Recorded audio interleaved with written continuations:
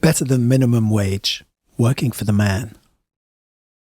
Each year, on the first Friday in February, the music the whole world will be listening to for the rest of the year is released.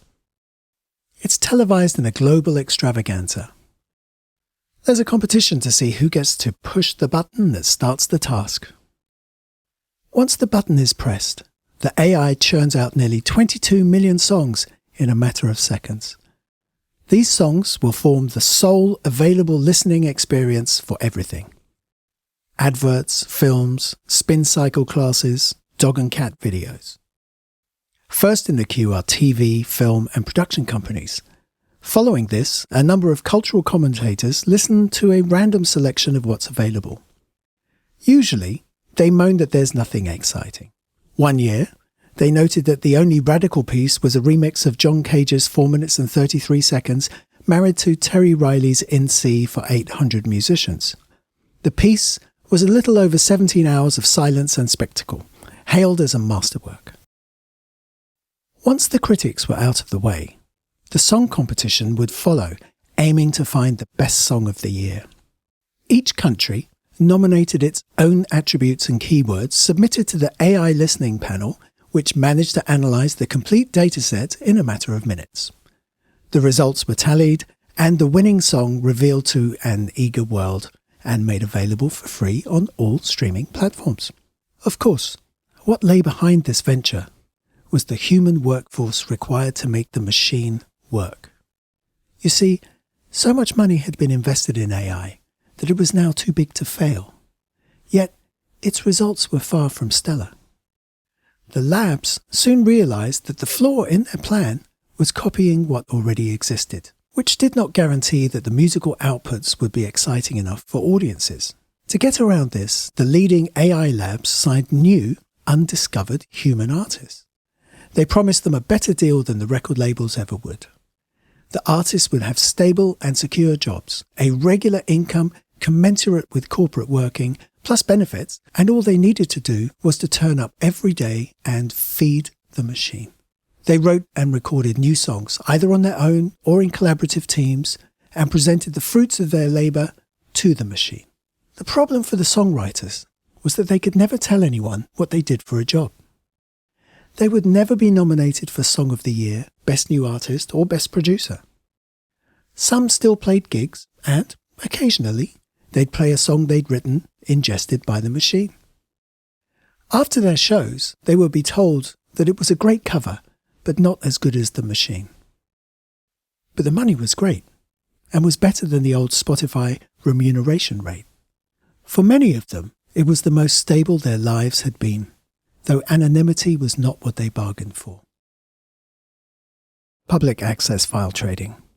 The banner flashed across his screen. Get 20% off the pro version. He was interested, but still on the fence. He'd been playing with the trial version and the results were pretty staggering. 5 new songs, already completed in the last hour. Though most of the hour was spent typing in parameters and rearranging lyrics, the software only took seconds to come up with a song. He was about to start his second hour and was busy trying to identify the right parameters for his Nicki Minaj versus Jacques Brel song, when the banner interrupted his flow. If he didn't know better, he thought they knew he was ready to commit, at least almost. He could upgrade to the pro version and this would allow him to accomplish the task he was currently interested in. But was it worth paying that much money? He'd already looked online for a cracked version of the software, but reports suggested that the AI's engine's datasets were distributed across a number of crypto sites, making it difficult to hack.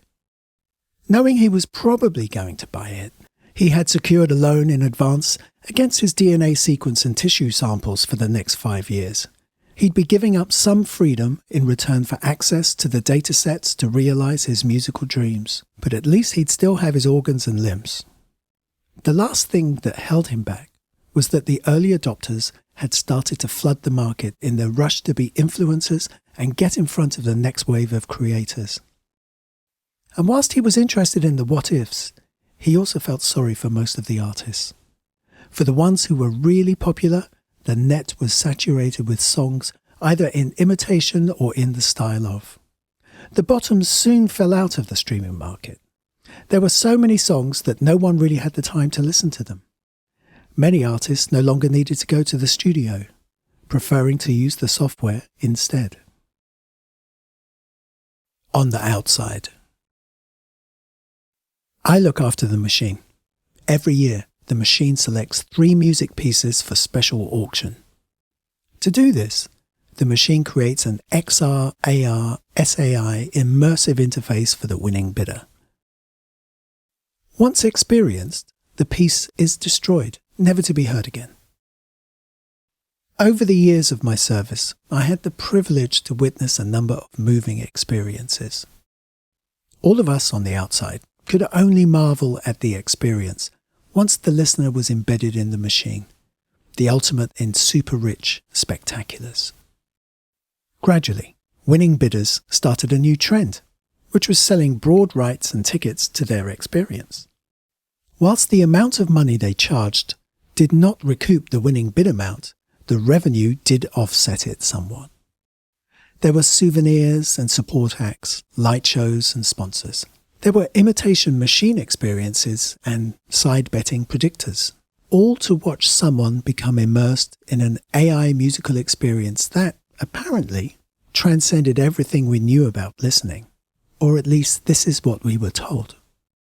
None of us, other than the winning bidder, had experience of what the music was like. It sat tantalizingly on the other side, out of reach.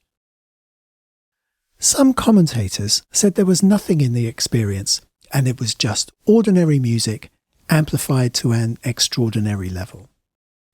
I was not so sure of this. There were some years where the listener sat crying, collapsed in a heap on the floor, attended to by on-site medical staff. We on the outside could only marvel at the experience.